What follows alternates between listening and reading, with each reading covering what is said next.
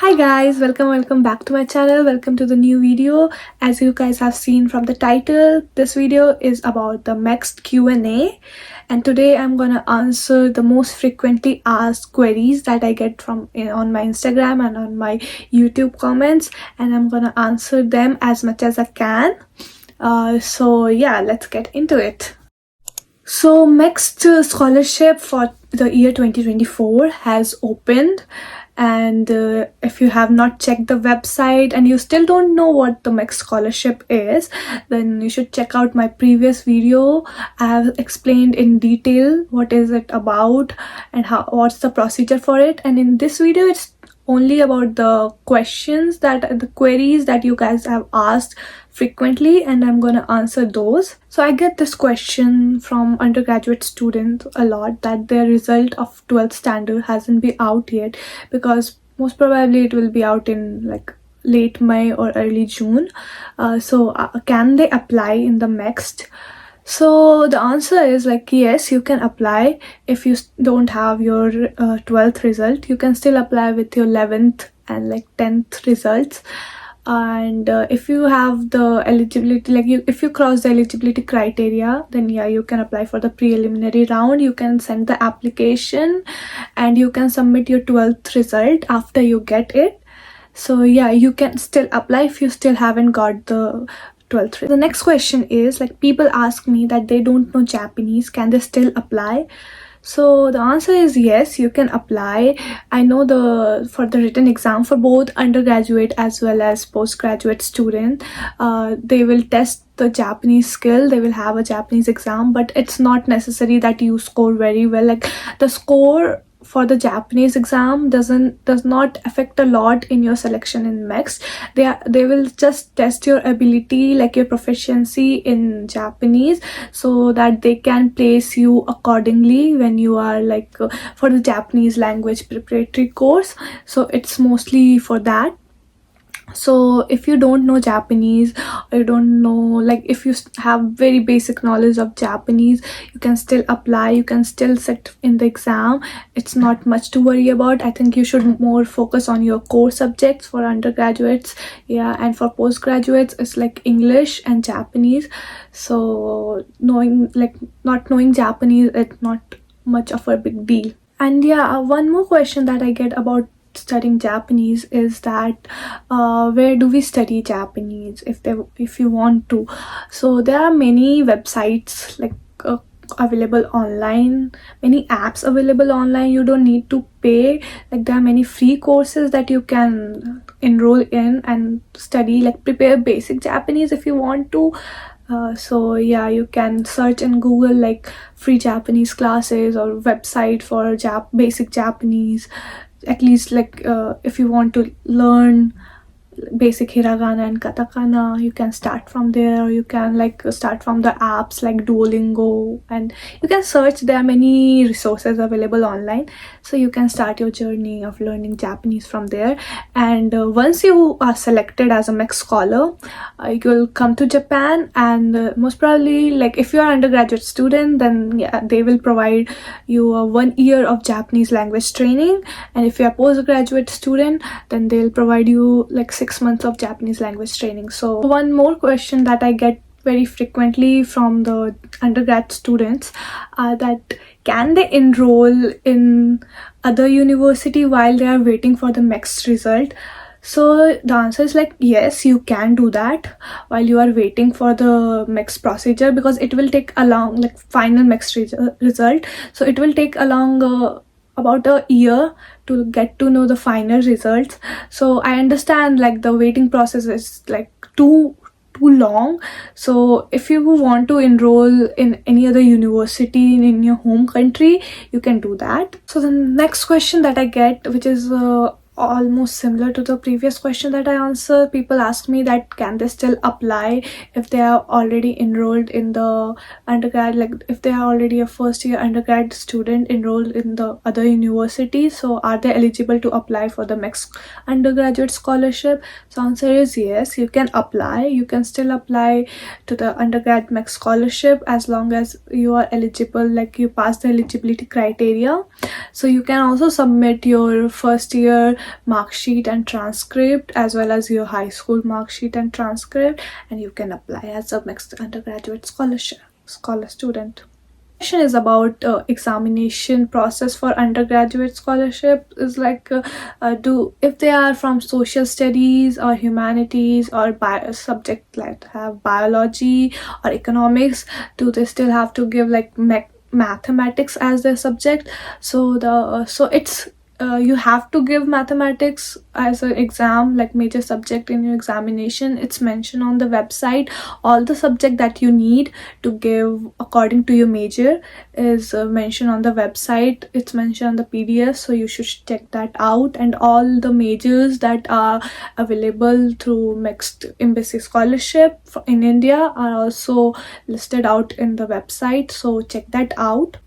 So moving on to the next question. The next question is about letter of recommendation. So people ask me that from whom they should write a letter of recommendation, who should write a LOR for them if they are undergrad student and postgrad students. So for undergrad students, you have to ask your school or like principal or your teacher can write a letter of recommendation for you. And for undergrad students, you have to ask so for the postgrad students, you have to ask your university, like professor or dean of your university.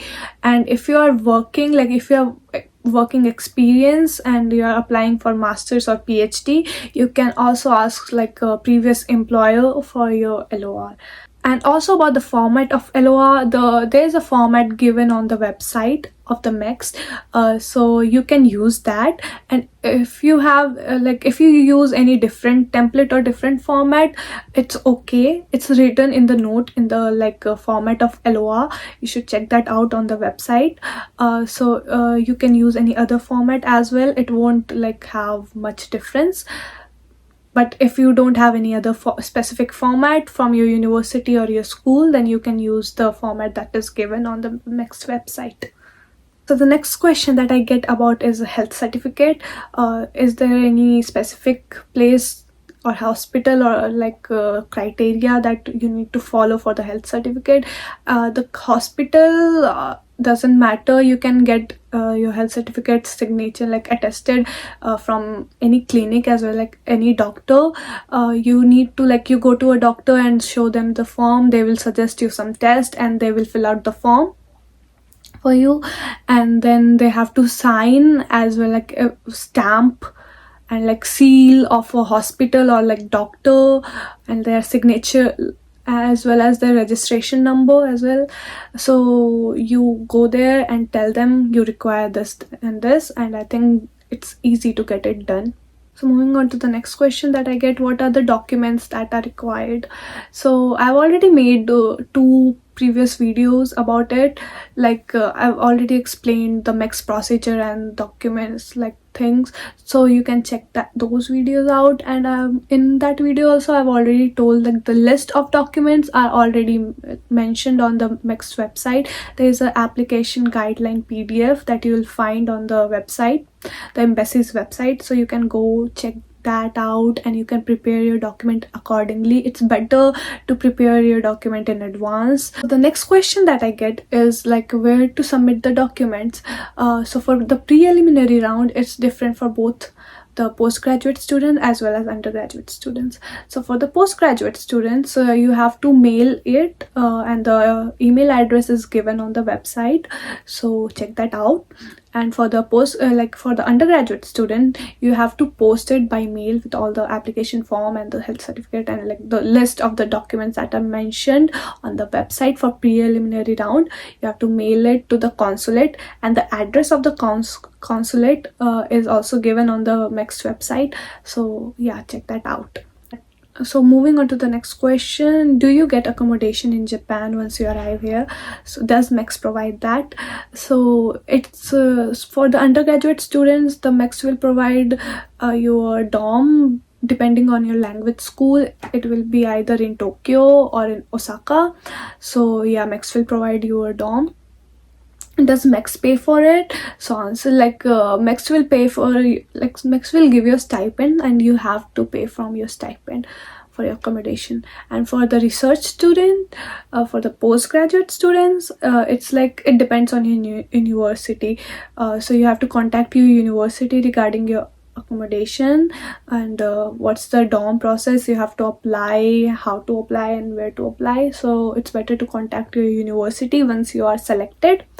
So yeah, next question is about postgraduate students. So if you go to the MEXT website, so the type of scholarship mentioned is like research students, and then like undergrad student, and then College of Technology and many others. So people ask me like if they are confused about the research part. So if they want to do masters and PhD, where should they apply? So for the masters and PhD, you have to apply, you come under research category, so that's the category you should apply for. Moving on to the next question is like, can I change my stream from this to this, like from economics to science, from science to arts and something like that? Yes, you can do that as long as you pass the exam. If you change your stream, then you have to give the written exam of for the undergraduate according to that major. So yeah, as long as you pass the exam, I don't think there should be any issue. So you can change the stream. And for postgraduate student, you can also change your stream.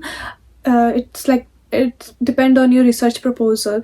So if your research proposal is valid and it's like good, and you're changing, like it explains that why are you changing the stream, so it won't be any issue.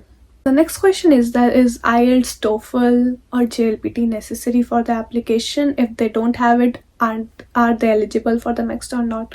So the answer for it, like it's not necessary for the MEXT application. If you don't have IELTS or TOEFL or JLPT, you can still apply for the MEXT. So it's not the necessary part, but if you have some Japanese proficiency, I think your application will have a bonus point over other applications, especially in undergraduates, because your medium of instruction would mostly be in Japanese. So yeah. So moving on to the next question is like, people ask me if they don't have passport yet, can they still apply?